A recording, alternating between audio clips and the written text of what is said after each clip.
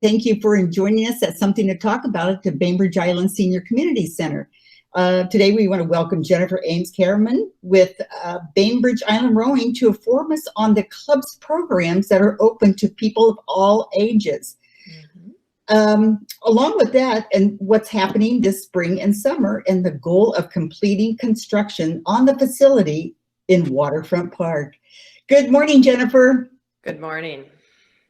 It's great to be here with you all, and thank you for having me and letting me share a story about the Rowing Center and its construction and what's up with our programs. As we all know, we've been toggling through this pandemic and doing the best we can to serve the community's needs.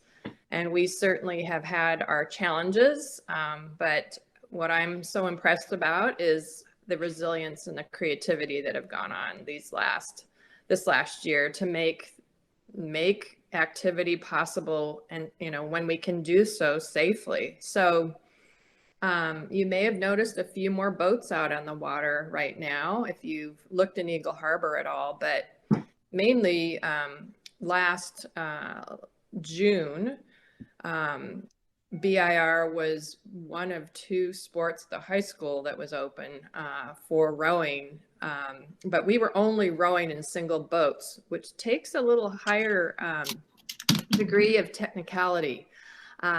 It's different than being a more stable 8 boat with a bunch of people. So anyway, we were very grateful to many of our master rowers who donated their single boats to be rowed by everybody, so that we could get as many people out on the water in our pods of 5 as we could. So with the and going into stage 3, we are able to bring out some bigger boats, doubles, and 4-person boats. We're starting slowly. Some rowing clubs are doing 8s. But we're just going to walk before we run with that. So our master's programs and junior programs are, we're rearranging pods. We're still staying in that. We're still staying masked. We're still spraying down the boats and staying as socially distanced as we need to be out on the water. And people are really thrilled to be able to, be out in our beautiful Eagle Harbor. And the other thing that had just happened is that we received a temporary certificate of occupancy for our 2nd floor, which was a big deal from the city about 2.5 now, almost 3 weeks ago, so that we can, if you've ever seen those rowing machines, they're called ergs. We can space them out upstairs, and we have big fans that pull the air through. We open the doors on the side, and Elle and I came out and did all the things that they need to do, smoke tests and everything, to make sure that our air was flowing the right way and so on, to make it safe for people. So those people who are comfortable can now row on the rowing machines upstairs to stay physically fit and start getting back into their fitness shape for the water if they haven't been out on the water. So that's a big deal for people. As you well know, everybody's missed being together, just being together physically as a community. So it's really nice to be able to see people, gather safely and take care of their mental and physical health together. Exactly. Oh, yeah. So important. It is. It really, really is.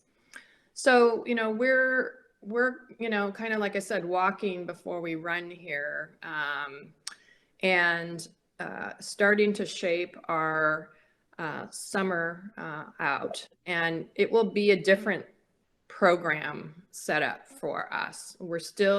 I can't give you dates yet on what will happen, but what I do know will happen is that we will be offering more learn to row programs, and so that we can just have people experience rowing. And I'm going to show you a photograph, if I can do that right now. It's just a photograph of our training barge. It's called a barge. And what a training barge is two boats that are hooked together by a platform in between. And the coach can actually step in between these two boats and steer it with a big, like on a sailboat, you'd have a big rudder. So all these novices, 8 on each side. Jennifer, we're not seeing the picture of the barge. Oh, there it is. There you go. Bravo. Yeah. So this is it. This is, if you see my little cursor here, this is the steering contraption. And then you can see there's 2 skinny boats here. And there's Nikolai, our master's coach, right here. And Arthur, one of our people that comes and helps us with rowing, they have 16 novice boys. So that's ages 14 to 15 out on the water. That's quite a feat. And you can see they're all masked up and they're trying to get used to these big oars. You'll see some are in the water, some are on top of the water, and they're just trying to get a feel for the boat. So this is, like I said, an amazing training resource for us. They use these at the University of Washington to train rowers, and really they use these to do technique training, not just get new rowers on the water, but the varsity goes out in these boats, the masters go out in here, and if they're training for a big regatta or competition, they can take people out and just really hone their skills in this.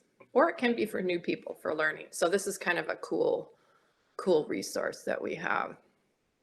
Any questions about this? So are you doing this right now? We are. We just started. This is the first time in a year that we have had this out because we couldn't have this many people together. So you can, we've had, people dropping off their kids, or, we'll get masters going here pretty soon in April, but they're like, oh my gosh, we're just so grateful. And Oh, yes. So excited to be able to do this. So we're gonna do this as much as possible. So this would be the boat people would experience in a summer learn to row. Okay. Yeah. And do you have to be at a certain amount of fitness in order to do this? Do you expect people to go on rowing? Well, you don't. I mean, I think that, having good core strength is important. You're going to probably get some little blisters on your hands to start out. I don't know if there's any rowers in the audience here. Laura, we might have you talk for a second about what that's like. Okay.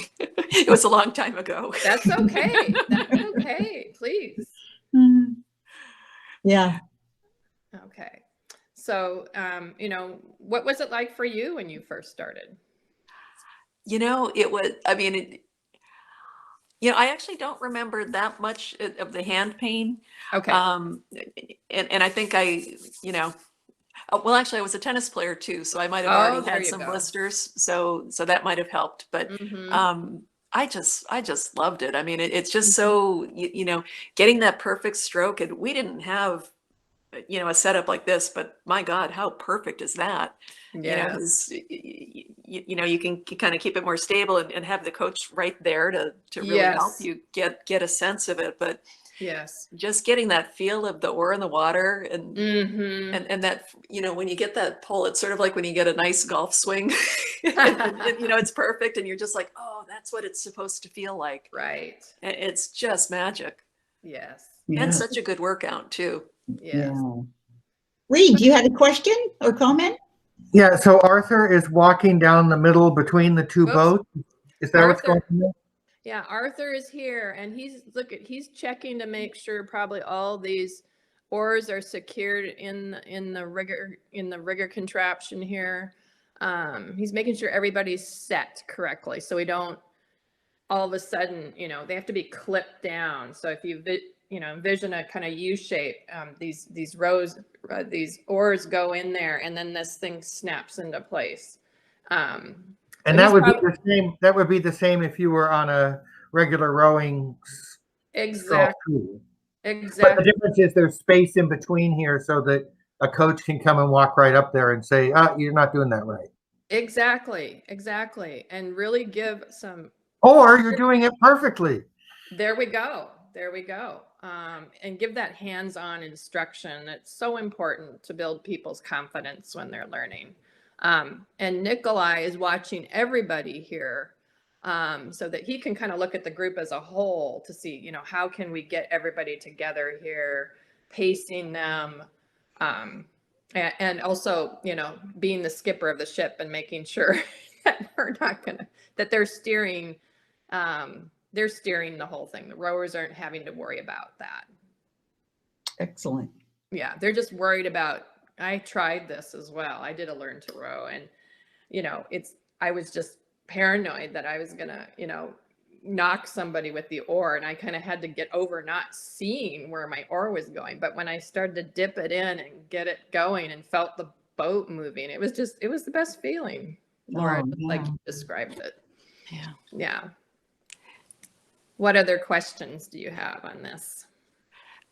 Do you have people who, I'm imagining in your normal boats, do you have a group of people who want to be coxswains, or do you have people who just sort of rotate through? We do have people that want to be coxswains, and also the juniors coxswains will come in and cox for the masters. Sweet. So a lot of times on the weekends, the masters will go out and they'll have junior coxswains, and sometimes the college rowers or coxswains are home and they have a job in the summer to help us out. And we do employ quite a few of the college rowers, and it's really fun to have them. The masters love it. They're getting kind of the most current, influence of their new techniques and so on. But they have a lot of fun together. And we do have dedicated masters coxswains as well. When we race, sometimes there'll be juniors and masters rowing at a regatta together. And we're able to have some of those junior coxswains cox in masters races, and which is really great. It really teaches them leadership, and again, they have the great energy, and it's a really good experience for everybody involved. What is the age group gap? You mean like the youngest or to the oldest that that are coming out and rowing? The youngest are about 14. So we take rising 8th graders. And then the oldest is probably Sigrid. And is Sigrid 86 now, I want to say? But she had, at 8, during the last, times that we could row, there's a fall regatta at the University of Washington. And a lot of people come from all over the region. But she rows in a 5,000 meter race. She's the secret I love weapon. it. That's great. They call her the secret weapon because it's an age average boat, and so there's a handicap, and she helps the boat a lot. That's fantastic. And she's an amazing athlete.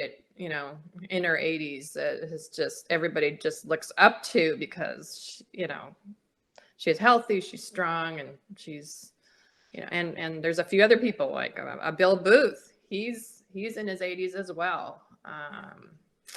And so the age range is a big one. Anybody really who wants to row, we want to get them on the water. It's not just all about being competitive, or but there's two groups that generally row. It's the recreational rowers, and then we have some competitive rowers in both age groups, masters and juniors. So, some people row recreational for a while and they do 2 oars. That's called sculling. Sweep oars, that's one oar, and you can do either. If you've been injured ever, it's great to do 2 oars instead of 1 oar. So we have something for just about everybody, which is really nice. We can be very inclusive that way. Love to see that intergenerational thing happening. Exactly. There's one regatta we do in Oregon, and it's fantastic. It is.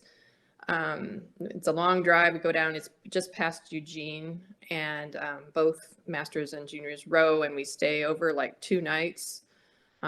You know, and everybody's rooting for each other and helping each rig boats together, and it's just a really great thing. Oh, fantastic. Great experience. So what other things are going on at your the beautiful new facility right there, right across the street from us at Waterfront Park?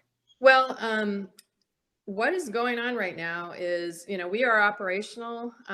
We have reduced our operations greatly. Our masters are about 50% down. Our juniors numbers are about 45% down. We're starting to see a tick up as people get more comfortable about, you know, COVID and you know, getting their vaccines and so on. So our efforts really are going to be about, in terms of operations, is, you know, building our you know, enrollment back, and, you know, being cognizant of how to do that for people who are needing different things right now. If they haven't been exercising for a while, you know, how do we deal with that so that they can build back their bodies and their technique and so on. So we're going to get very creative this summer. And like I said, I can't share all that with you yet because they're still working on it. Yeah. But we'd be happy to come back and share more information on the specifics. You know, the other thing is that, you know, we're fundraising now to complete the interior. And what that will do is make our community space rentable, which is a big deal. It's a big space. It's a beautiful view. And I can give you a little sense of what that is here. How am I doing for time, Reed? Oh, you have a half hour. Okay. Okay. I just want to make sure. So I'll just show you a couple things here. Oops, that's I didn't want that one. Where did it go? Here it is. So just,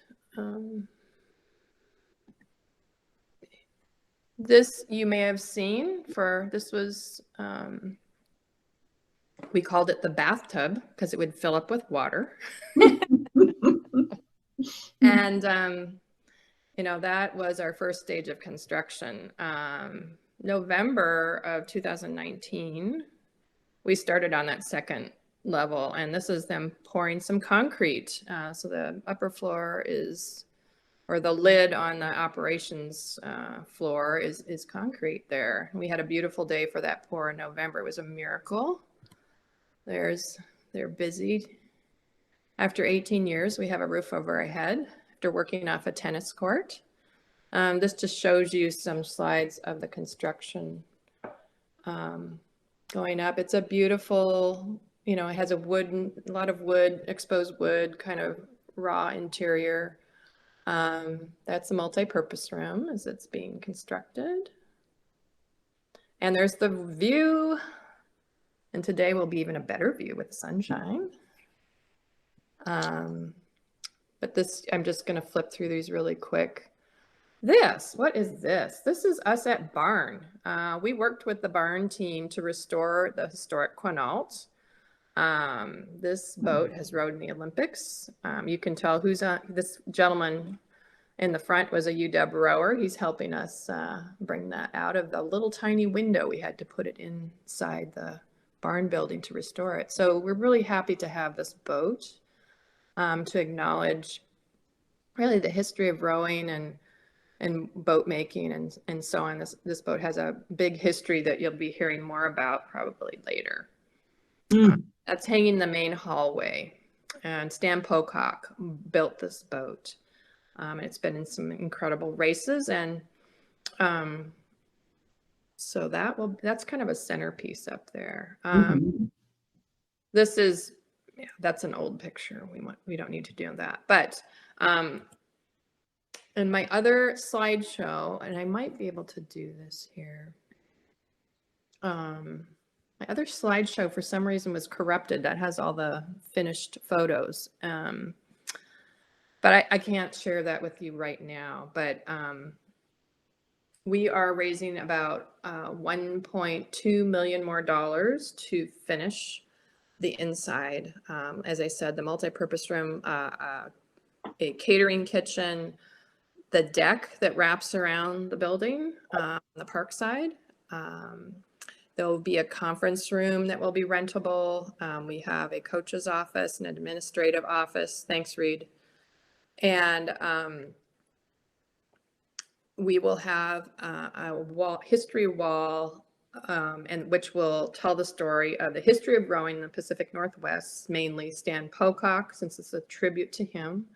Women's rowing. We have some women rowers who rowed in the first boats at UW that actually row for BIR for Title IX. So that's pretty incredible. So we're going to share some photos of that. Actually, Lucy Pocock rowed in the 20s, believe it or not. We've got some pictures of her. And then we also want to honor the boat culture of our native fellow rowers. So we'll be doing that as well. So we're really excited about, sharing that with everybody, and we'll have some permanent installations, and we'll have some video shows that talk about rowing, and so people can really appreciate where it's come from and what it's become and how it's made difference in people's lives. Excellent. So, yeah. Yeah. So that's pretty much what's happening right now. We're again fundraising. We're trying to figure out ways to be creative to get people back out on the water because of the circumstances we've all been in. And yes, we hope to do some kind of summer celebration. It would be great to include you guys in that. I haven't talked to Reed about that, but at one point in time we were trying to do a spring social, and that didn't happen because of COVID.